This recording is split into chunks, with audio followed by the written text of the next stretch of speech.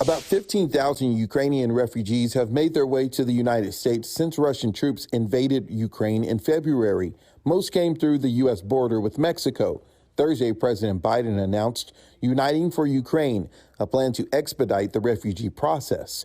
The goal is to admit 100,000 people, but with the new plan starting Monday, Ukrainians will not be allowed from Mexico. Natalie Nanasi is an associate law professor at SMU. After the war started in Ukraine, they briefly implemented a waiver that would have allowed Ukrainians and only Ukrainians an exemption from this Title 42 and let them come into the United States.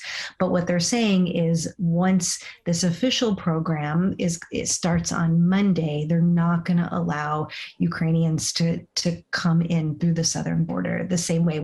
To qualify, applicants have to have a sponsor, which could be a family member or organization. I worry a little bit that the program is maybe not as generous as it seems on its face because, again, somebody needs a financial sponsor, and it may be hard to connect people in need to the people who have the capacity to provide that sponsorship. Irina Petrus and her daughter Polina left her husband in Ukraine, traveling to 3 countries before landing in Mexico City.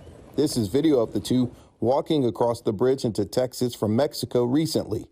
Petrus's goal is to come to Dallas. Dallas has a lot of Ukrainian community, lots of churches, and it's a big immigration group of Ukrainians there. Catholic Charities Dallas tells us that they have only encountered a handful of Ukrainian families who came from Mexico under the exemption to the Title 42, which is a Trump-era policy that allows the U.S. to turn away asylum seekers from places like Central America and Mexico because of the pandemic.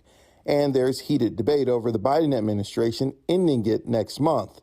Yari Mema, the chief services officer for Catholic Charities, is preparing for the new plan to resettle refugees from Ukraine.